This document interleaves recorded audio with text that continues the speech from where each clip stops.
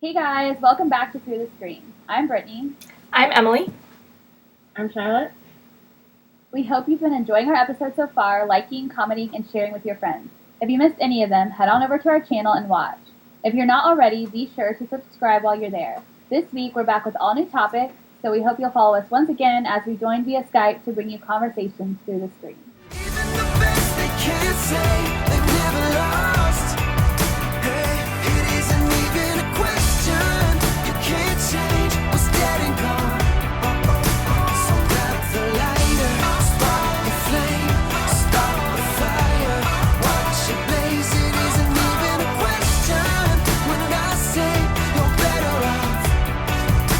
Believe me that you're better off. You're better. This episode we will be discussing the disturbing facts of factory farming, updates on the Taiji drive hunts, a fascinating black bear story, reviewing a taste test vegan banana chocolate shake, and finally we will be ending with a special throwback to one of our favorite Lifetime movies. First up, factory farming.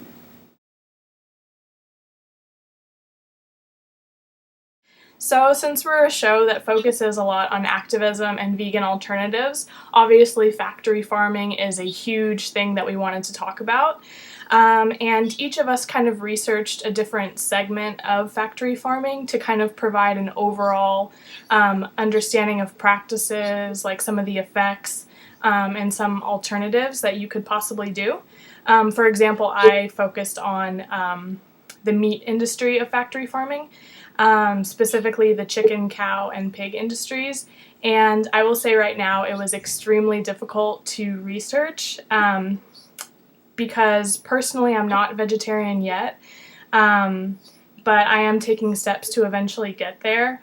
But I feel like a lot of the time we're so oblivious to what actually happens in these industries, and a lot of the time we just want to ignore it and pretend it doesn't happen and just eat our hamburger.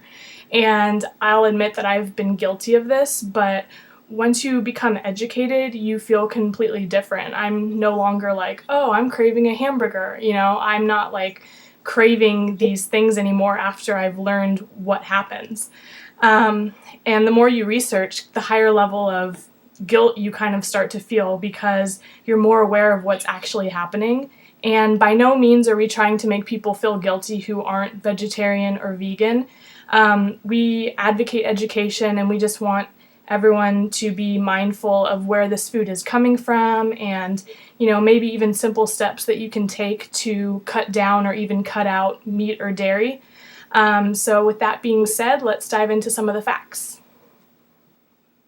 So I'm going to start with the environmental facts of just farming in general, factory farming, and it's kind of staggering the amount of carbon dioxide that factory farming alone puts into the atmosphere.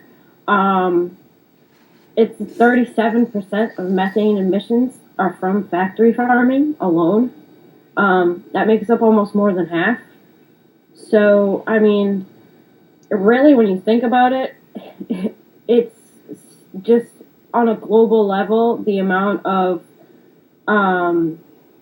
farming that contains large amounts of manure and large amounts of sediment that gets sent into the ground over years and years, because they're on the same grounds, they don't move. So over 100 years, you're thinking of how much manure goes into that ground and how it seeps into the water, it seeps into the ground, it seeps into the air, it seeps into everywhere. So you're breathing in, it's in the ground, and it's not only bad for the animals, it's bad for humans. Like, it's bad for the humans that live on the land that run the farm.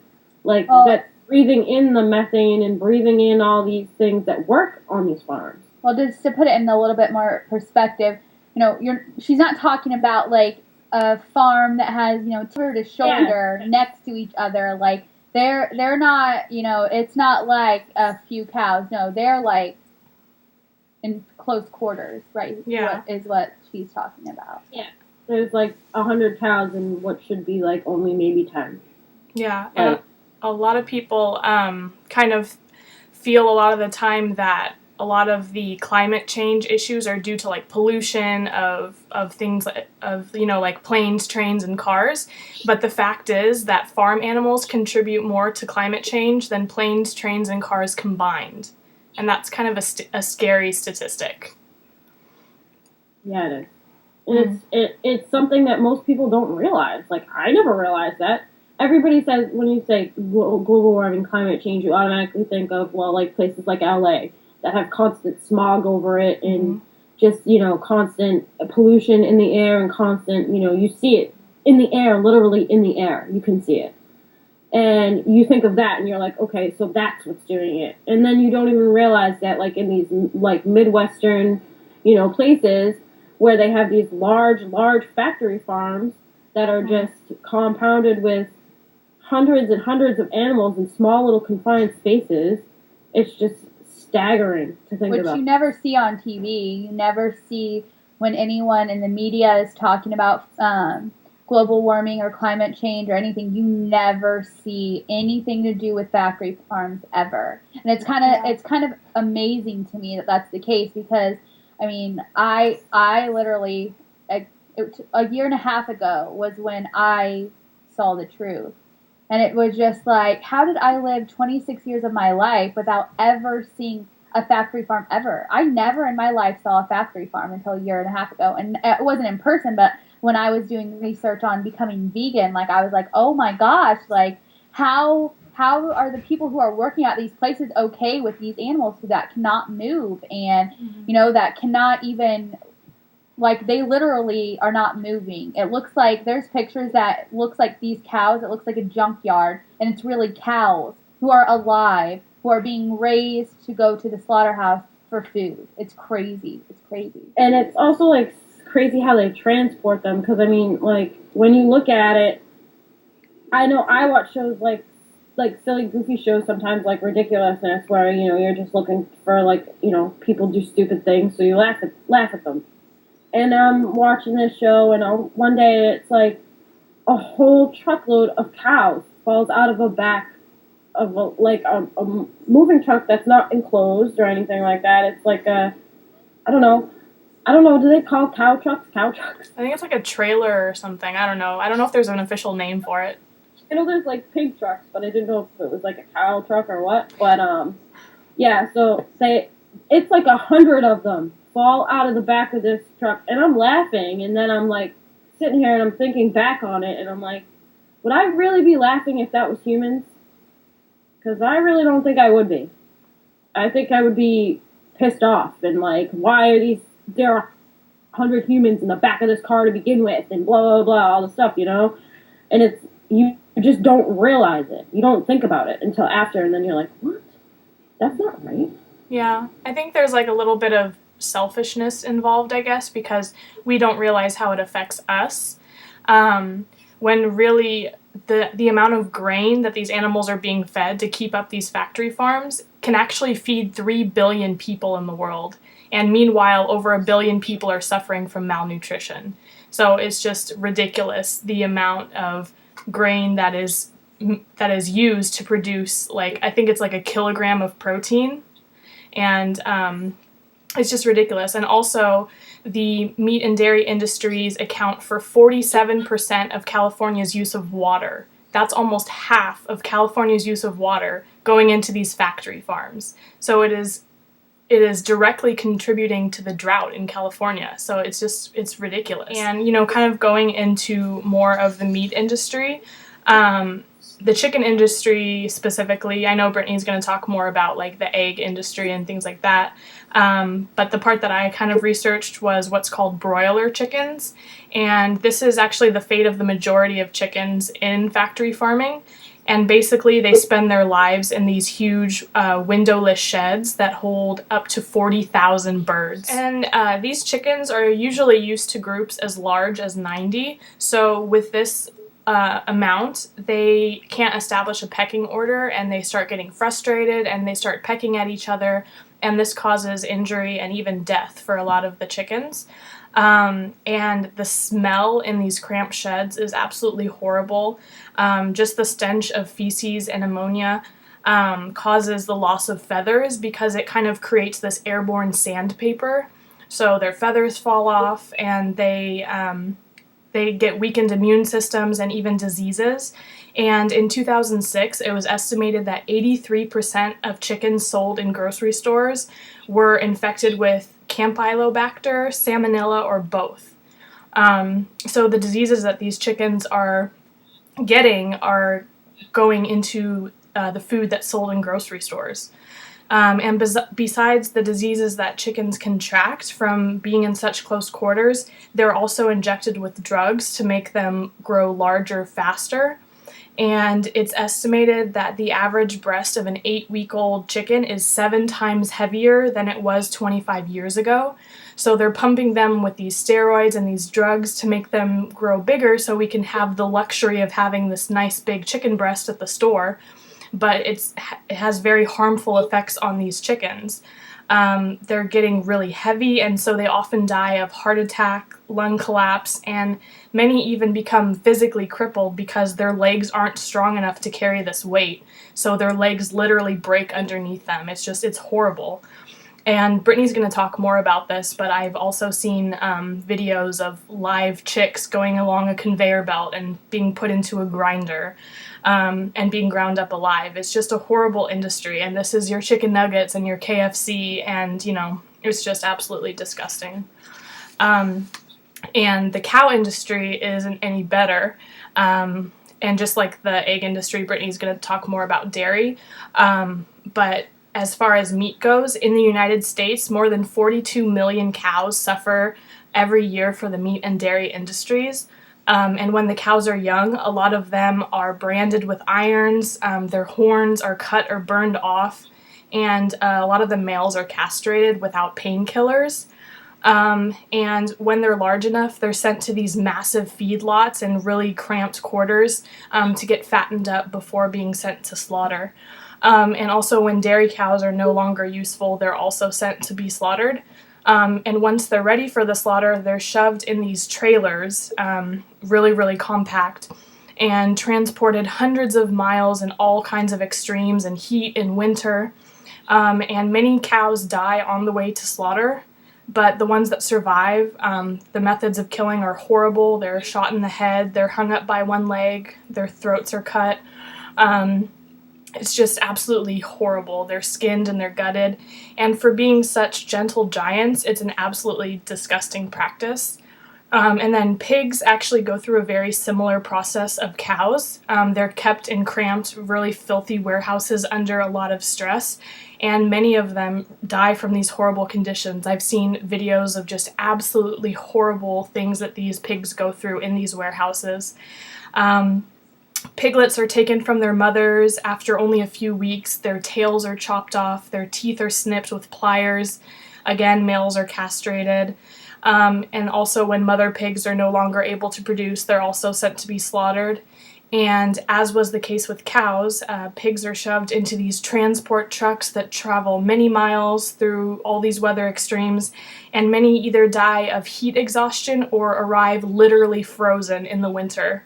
It's reported that over 1 million pigs die in transport each year, and another 420,000 are crippled when they arrive at the slaughterhouse.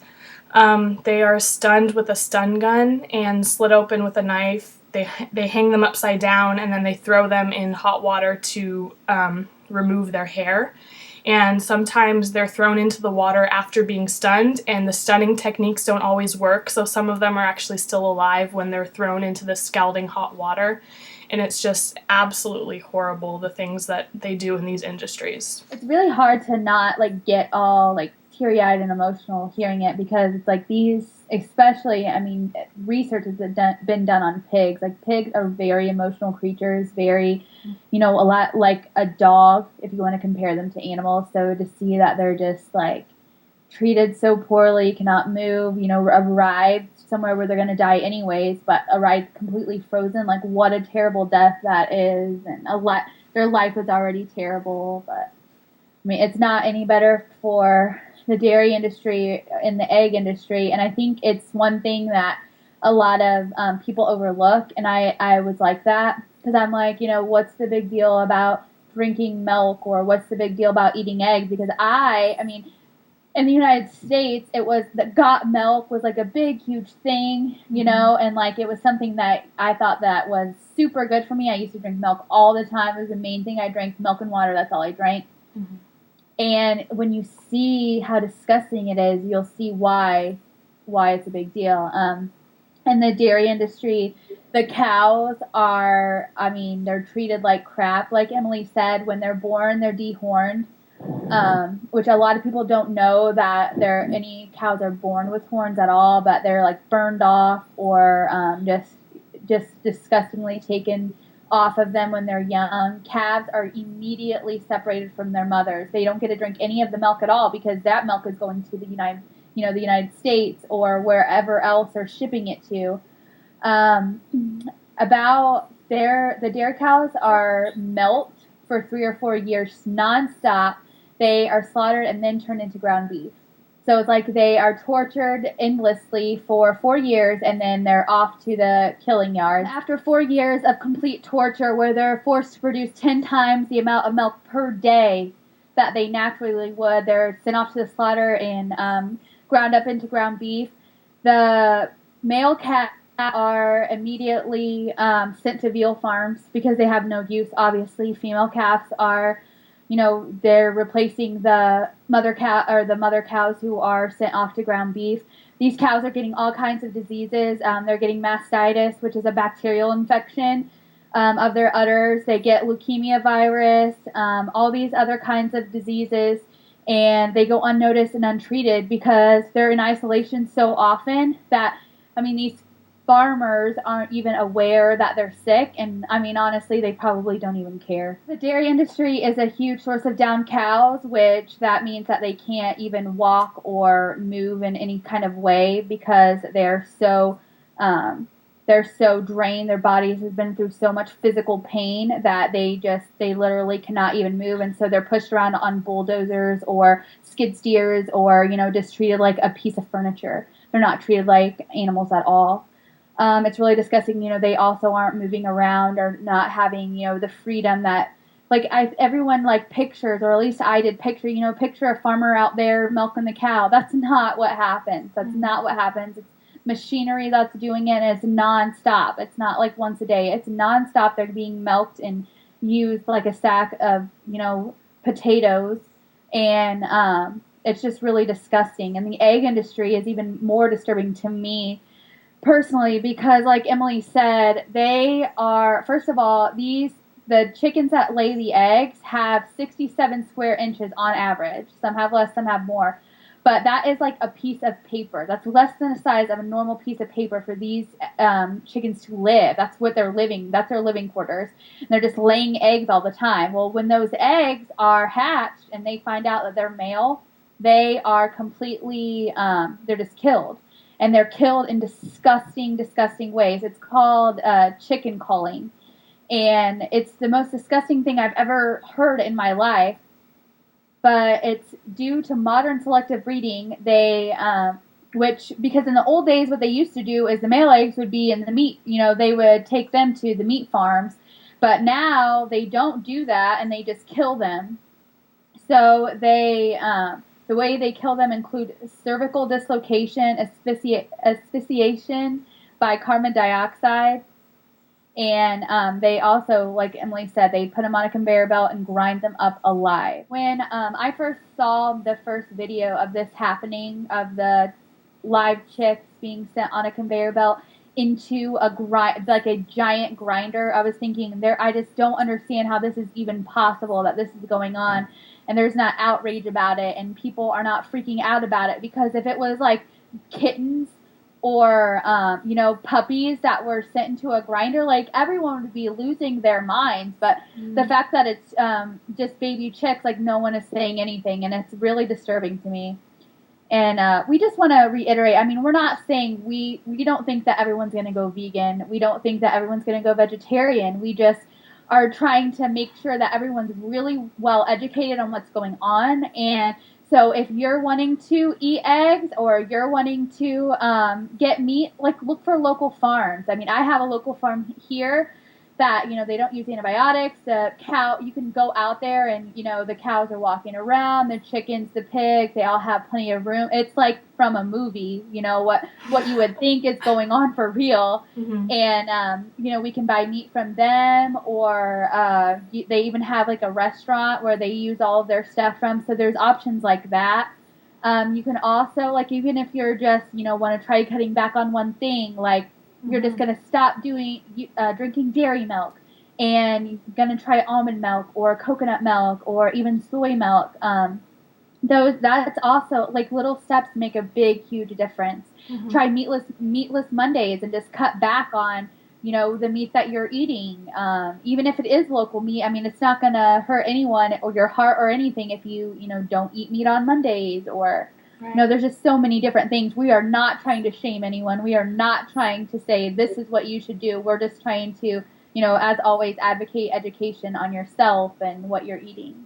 Mm-hmm. Yeah, again, because I myself personally am not vegan, so I'm not going to sit here and tell you guys, don't eat meat, don't do this, don't do that, because I would be a hypocrite. So that's why I always say, just be educated, just know where your food is coming from. I mean, when you're thinking about it, I mean, these factory farms are pumping these cows, these chickens, these pigs. They're full of antibiotics. Now, what do we use antibiotics for? When we're sick. So what happens when you get sick and your body has just built up an immune to these antibiotics, and you can't figure out why these antibiotics aren't working anymore for your body? And it's because of this. You're eating the antibiotics that you have no idea that you're eating, and literally everything, milk, everything. It's in everything. And they're also not even that. They're also, you don't know exactly what these chemicals are doing to your body, and there's plenty of studies that are trying to see, is it linked to different mental disorders? Is it linked to different, cancers or other diseases that we don't really know about yet, because it's not really studied what putting all these weird chemicals into these animals to make them bigger or to make them produce more milk is doing to our bodies. Mm-hmm. That we don't know. We don't know. Right. And it's a big education thing too, because especially with the dairy industry, I had no idea. I didn't think of it as cruelty at all. I have a vegetarian friend, and she always thought of it as borrowing from animals. And I kind of thought of it that way too. I thought it was, just the farmer going out milking these cows. And I thought, there was no harm that would come to them. But I would listen to the Sam Simon show, which, if you guys didn't know, was started by the late Sam Simon and carried on by a group of really awesome people that talk a lot about activism and try vegan products and things like that. And they actually talked about the horrors of the dairy industry, and I had no idea. And immediately I was like, I'm not drinking milk anymore, So it is a big education thing. And again, just one small thing can help, not contribute to this any further. Right. I actually just read a statistic a couple weeks ago. I was sharing with one of my friends who she's been vegan for a little while, and it was in 2012 there were 400 billion less animals killed for meat than in 2007.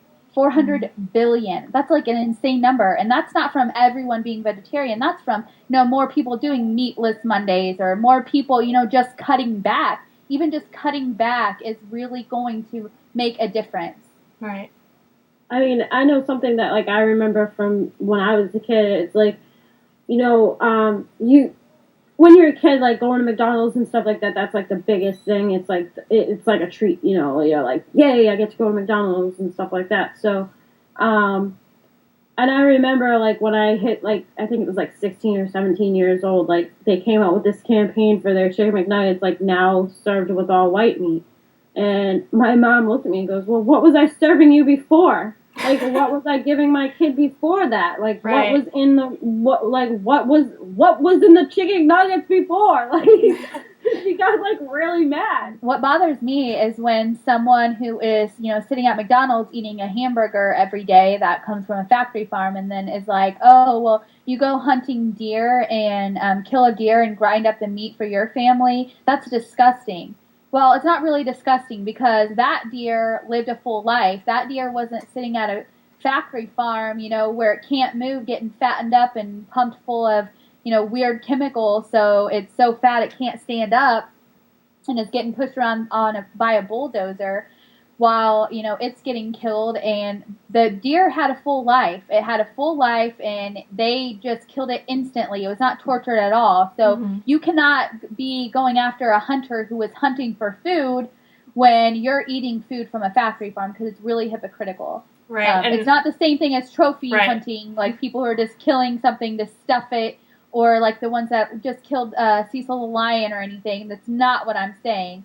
I'm vegan, so I'm not, hunting any animal or eating any animal. I'm just saying you cannot be hypocritical like that and say that it's not okay for someone to go hunt an animal who is, in the wild legally and they're eating it, when look at how the animals that everyone is eating is treated. I mean, it's just disgusting. It's really sad. I mean, yeah, like she said, we don't personally advocate hunting, don't get us wrong. We understand that there are people who do hunt and, do it for food and things like that. I mean, that's not our thing personally, but we understand there are people that do that, but it's very, very different from these factory farms is basically what we're trying to put out there. Most hunters have respect for the animal that they just killed. And these factory farmers clearly have no respect for the animals that are on this land. Right. No, and no respect for the people that they're feeding. So, or their workers. Or their workers alone. Right. I mean, their workers themselves end up with diseases. They breathe all of these things in, yeah.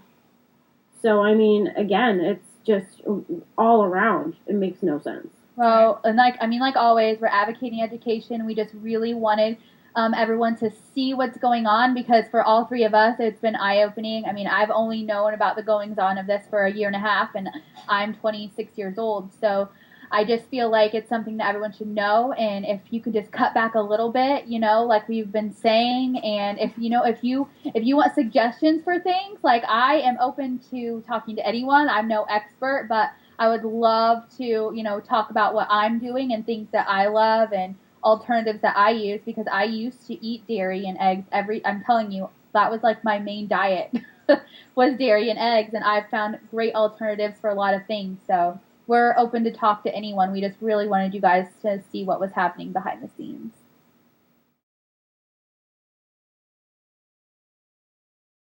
So with the hunting season going on in Taiji right now, we wanted to go ahead and bring you guys weekly updates on what's happening and all the news over there and the Blue Cove, Red Cove day count. So we're going to start this week by letting you guys know what happened.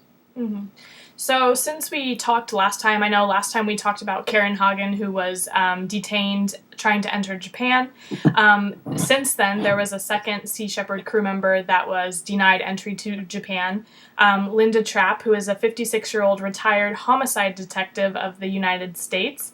She was actually detained on Sunday by Japanese immigration upon arrival in Osaka.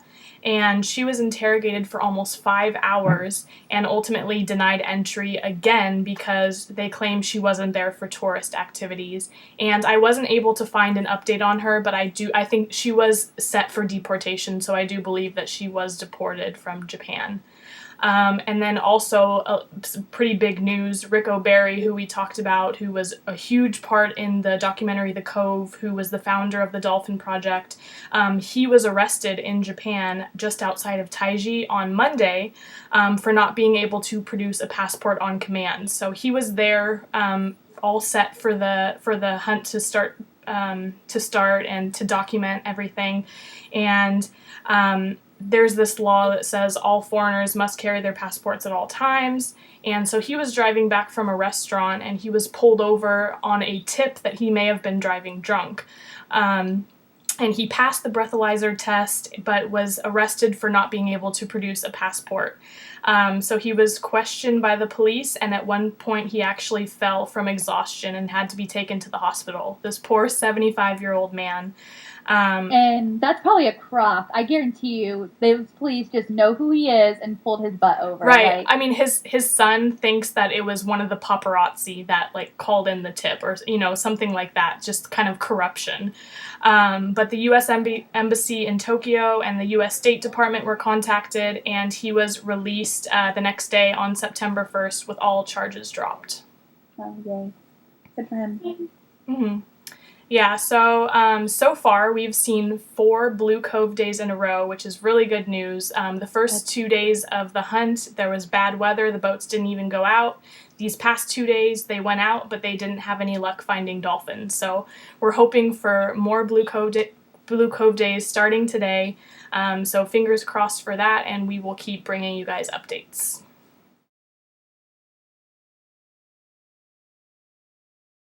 So for our happy story this week, we wanted to share. Actually, it's kind of funny too. It's a little bit funny. So we wanted to share this story that we found on the internet about a mother bear and her 5 cubs going swimming in somebody's backyard pool. Again, it's just that they wandered into this family's backyard. They saw a pool. They jumped in and they had fun. I mean, they were in the backyard for an hour. The family was luckily inside the house, so they just kind of filmed it from inside watching. They had 2 small children, so again, luckily they were in the house because their children were 3 and 5 years old, and the children can be heard in the video saying, "Oh no, my floaties," and I wish they were in somebody else's backyard, and because obviously, they're little kids, they don't understand, and they see them destroying, their floaties and their things that they love, so they get, naturally they get upset. But, it's so adorable, though, and it makes the bears seem so, childlike, honestly. It's, the cutest thing. You have to watch the video. And, I mean, they go on, their slide, and, they play around in the backyard, and it's so funny. And eventually, after an hour, they leave, and the family has said that, while they took it all in stride, because at first they worried that the bears would puncture the pool, that they would ruin the lining of the pool with their claws and stuff like that. And luckily, they did not ruin anything with the pool, except that they destroyed the kids' floaties. So, they have placed those. But they also said that they won't be leaving their children unattended in the backyard anytime soon, just because of this, which obviously makes a lot of sense. Yeah, I mean, if I were in their shoes, I would be scared if there were a bunch of bears in my backyard too. But I mean, in hindsight, it's pretty funny, and just to kind of see them being so playful, and it kind of reinstates the fact that animals have emotions and they want to play and they want to have fun, and it's just a cute story. And when they're hot, they want to take a dip too. Right. So it's just a cute little story. We will link the video and the article down below so you guys can check that out.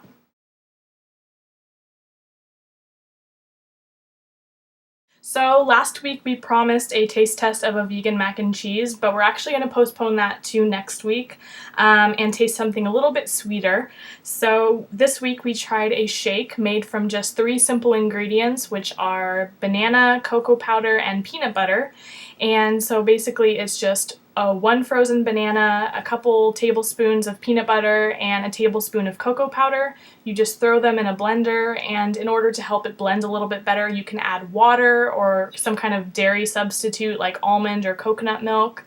And it just makes this really, for me, a really thick shake.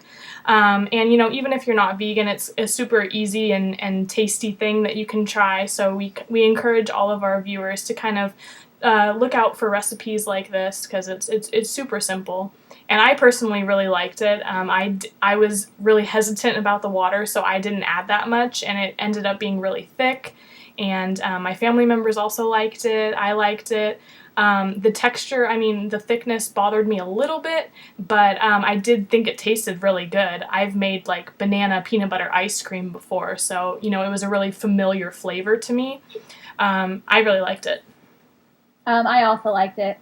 I love the fact that it's so natural, but it's so like a dessert, right. First of all, exactly what you're eating. You're eating a banana, cocoa powder, and peanut butter. There's no preservatives in there. There's no crap in there. It's just pure food, and you're getting the sweetness from the banana. You're getting the protein from the peanut butter, and then, obviously, you have the water in there, so it just depends on how you like your shake, if you want to add more or less. I used water this time, but next time I'll definitely be using almond milk or coconut milk just to make it a little bit creamier. But I really loved it, and I think it's a good thing for anyone to try. My problem was I put too much water, so I did not like it.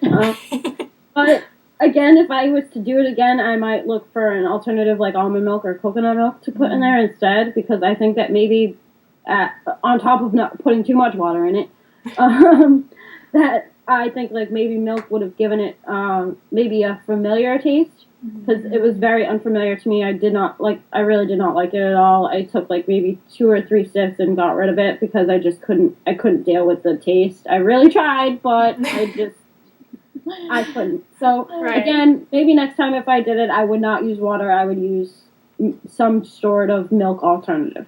Yeah. So try it for yourself and let us know what you think, because we're eager to know what you guys think, or something that you want us to veganize for you, like maybe your favorite dessert, like what we could do to make it a little more friendly to the animals.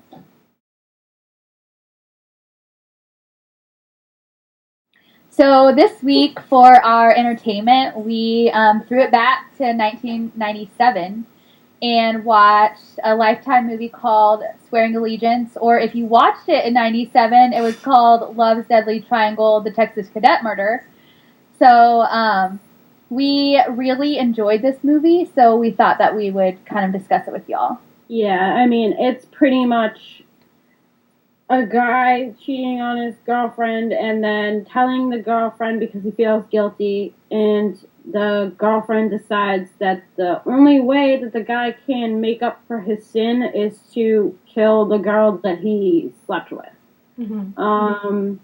It's very, disturbing to think about. I mean, how someone in that mindset can say, well, I love this person that much that I'm not even going to blame him. I'm going to blame the girl.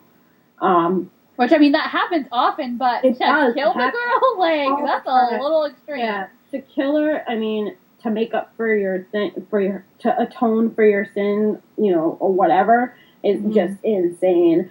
And the girl was set to go to the Naval Academy. The boy went to the Air Force Academy. So, they were outstanding. Like, they were picture perfect couple. Right. They were the essential power couple. They were everything that you could possibly think of. That's what they were. They were on paper perfect. And honestly, had this huge secret. They wouldn't have gotten caught if the girl wouldn't have told on herself, because they got away with it for a while, and then the girl, while she was at the academy, told her roommates that, hey, I know he's not going to cheat on me because we have a secret. And they're like, what kind of secret would be so great that he wouldn't cheat on you? And it's like, well, he murdered someone. I'm like, he murdered for me. That's like, what in the heck? Like, not only that, she's cheating on him now. She's hooking up with somebody in the Naval Academy while he's off at the Air Force Academy, and she's hooking up with somebody there. So, it's like, the whole mindset of this woman is just crazy. And then I did some of the research after the fact, because the movie ends. The movie came out before the trial. So the movie, you don't see any of their trial in the movie whatsoever. The movie ends with showing the girl's mother who was killed, putting a scarf on a tree. That's really the end of the movie. So I kind of did a little more research, more into the main character, Diane's, what happened to her after.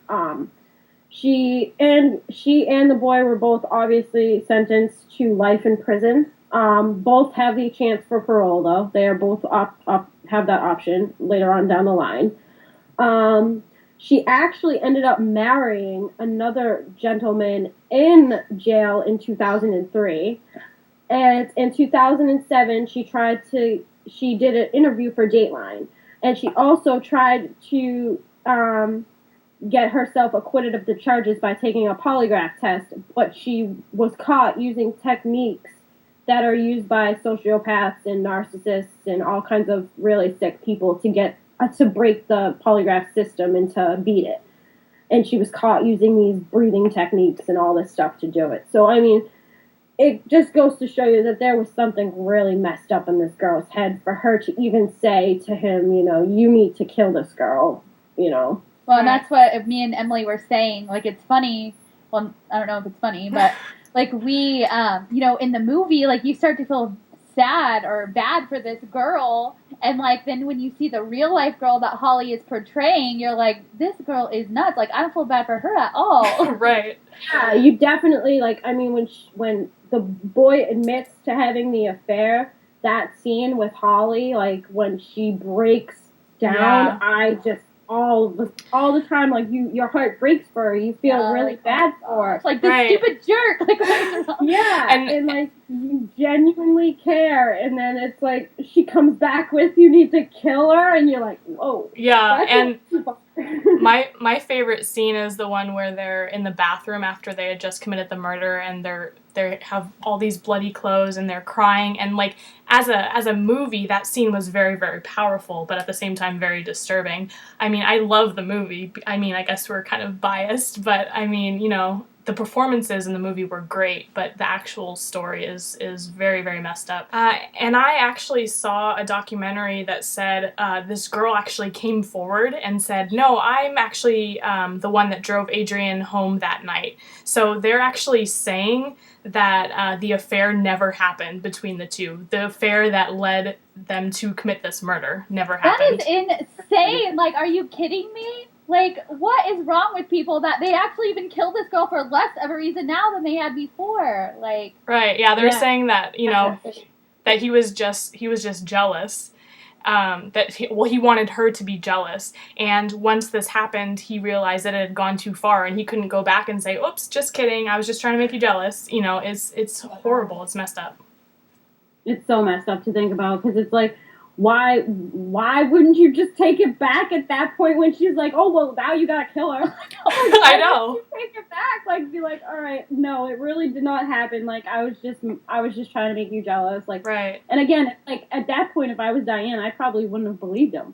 I probably would have been like, yeah, okay, you're trying to make me jealous, you better go kill her. Like, I just don't understand that mindset at all. Like, Yeah, it's why just go crazy. kill her?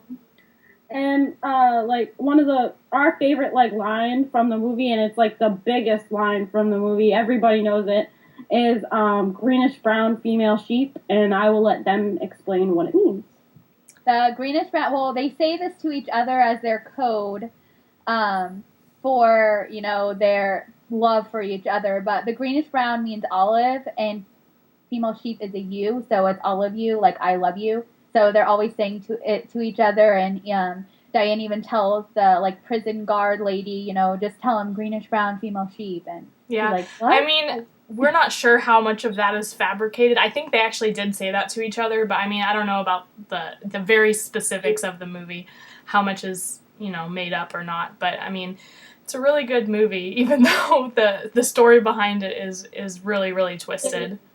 It is, it's so twisted. I mean, and even if you go into, like, the later facts, it gets even more twisted, so it's just insane. Yeah, those people are nuts. They should not be allowed out on parole, but it's a good movie, so definitely look it up if you haven't ever seen it before. Holly Marie Combs does an amazing performance, per usual, so make sure that you watch it if you haven't. Right. 2 weeks ago, we decided in our global warming episode to challenge everybody to kind of do something to help the planet, to maybe do something that you weren't doing before. So this is the stuff that we did. For me, I started recycling 20-ounce bottles that I buy all the time that can't be redeemed for their 5-cent value. A lot of water, like Poland spring water, a lot of, stuff like that, it can't be recycled for the 5-cent value, so instead I recycle them in my recycling bin. Another thing I do all the time is I take public transportation, and my main mode of public transportation is the train, because I live in the city. It's very convenient. It's only 20 minutes away from my house, so it's easy for me. I could take the bus to the train station, but for 2 reasons I don't. Again, I only live 20 minutes, so why take the bus when I can walk? It's better for myself. It's better for my body and my health. And the other reason is it's $1.75 to take the bus. So save Save So money, I yeah. save money by walking. Well, public transportation is not an option for me because I literally, there is no public transportation around me at all. I live in the middle of a cornfield. But 2 things I do. For one thing, which is kind of one of those things that's, educational, because I have always used straws when I drink. always, always, always. And even, like, thinking about, like, recycling things, like, the fact that I was using these throwaway plastic straws all the time literally never crossed my mind. So what I did is I went out and I got a reusable straw that you can wash. And all it is, it's like this long, and it's metal, and it's about this round, and like I can wash it. It is easily sanitized, and I use it all the time. So I'm using way less plastic straws. And another thing I'm doing now is I used to use reusable shopping bags all the time, but I stopped and started recycling the plastic bags that you get at the store. But upon, like, you know, just seeing different things, I follow a lot of, like, PETA stuff and a lot of animal welfare stuff, and I saw that a lot of some stuff that you recycle still may be ending up in the ocean. Mm-hmm. So I went back and am now using the bags again, just because, you know, why not? Yeah. Again, that's something else I also do, is use those reusable bags. Yeah, I don't know if this is true where you guys live, but for me in California, they've actually started a law, I think last October, that they're going to start charging for grocery bags. So certain stores do that around here. Yeah. So there a lot of the places, like where I live, they do that. So we use reusable bags. We bring our own bags to the store to put our groceries in. Something that I did a couple months ago is I bought a Brita filter from Costco, because like Brittany said, even things that you recycle, like these water bottles, you know, they sometimes still end up in the ocean and things like that. And next week in our plastics episode, we'll talk a little bit more about that. But in order to kind of cut down on these plastic water bottles, I bought a Brita filter. So it's just tap water that it filters for you, and you just keep using that. And so, you know, getting a reusable water bottle that you can take with you, or a Brita filter, things like that really help. And last weekend, I actually went with a group of friends, and we actually cleaned up a nearby creek. So there's a really big homeless population along this creek, so there was a lot of trash. There was like shoes and furniture and cigarette butts. And so, you know, if you can find... if you live near like a creek or some kind of nature area, if you can just go and pick up some trash, I mean, even that is really helpful. And, you know, for what I did, there's a trail nearby the creek where people run and bike and things like that. And people were really appreciative. They were like yelling thank you to us. And so, you know, people appreciate that kind of thing. And I know the environment also appreciates that kind of thing. So that's some of the stuff that I did. And like we said with the factory farming, little tiny things make a difference, you know. Mm-hmm. If you buy one reusable bottle and use it, you know, 20 times, that's 20 plastic bottles you're not putting in. Or if you are using the plastic bottles and you recycle all of them, you know, that is making a difference than just throwing them in the trash and letting them sit in landfills forever. So just little tiny things make a difference. And if you are doing something now that you weren't doing before, let us know what it is, because we really want to hear from you guys. Right. Before we go, we wanted to share with you our song of the week, which is unfortunately the last new song of this summer from Radical Something. This past Monday, they released their final single from their Summer of Rad 2, Paradise in You. And I really love this song. Like, immediately when it starts, like, the music is so good, and like the music video is so cute. It stars Jessica Surfety and Logan Paul. And it's just a really, really cute, like, relationship-centered video, and, you know, definitely watch it if you haven't. But I don't know, I really love the song, and I think it was a good way to end. So what do you guys think? I also loved it. I think that as far as song goes, it's tied as my favorite with Better Off, but video-wise, it's my favorite video. I love it, love it, love it, love it. It's so cute. Yeah. I personally think that, yeah, I mean, I loved it. I don't hate any Radical Something songs. So, I mean, for me, it's like, I love every single one, but this one especially because it kind of reminded me of the old songs that they kind of used to put out. Right. You know, like 2-3 years ago when they first started, it kind of was reminiscent to that.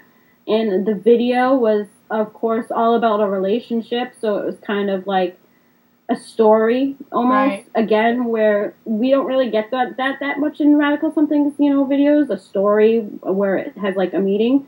For me, that's why Naked and Venice has always been my favorite video, because it does have that, you know, story and through the whole video, not just, you know, the beginning with Holly and Josh, but the whole video. And Right. so again, that's why I really liked this video. I also liked the video for T-shirt because it had a story in it, but so the funny. song wasn't as good as Paradise in You. Again, but I still like. Again, I Right. don't have a bad song that I Right, don't like. yeah. I mean, yeah, like Charlotte said, I really liked it because it reminded me of their older stuff, especially the line, "Love isn't something to purchase."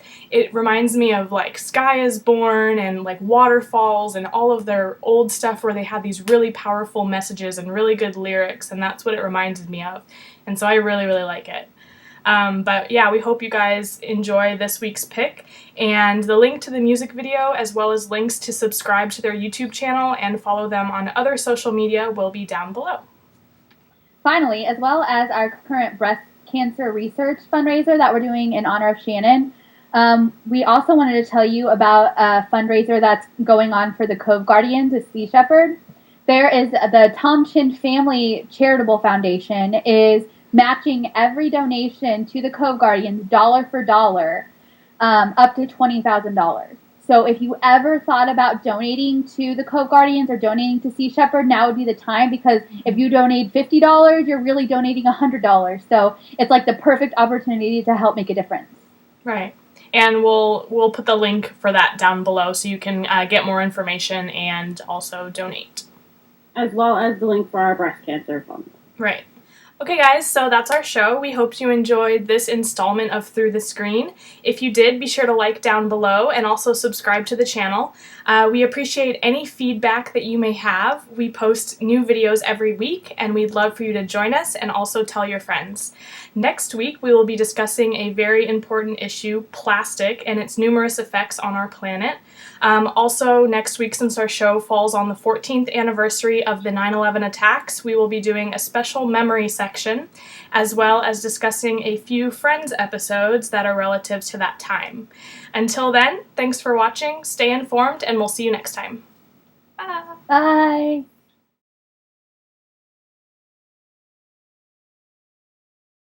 Problems are so out of reach, ain't nobody gets to be perfect. Love isn't something to purchase, dive deep, break the surface. Live in Capitola, from the sands of Barcelona.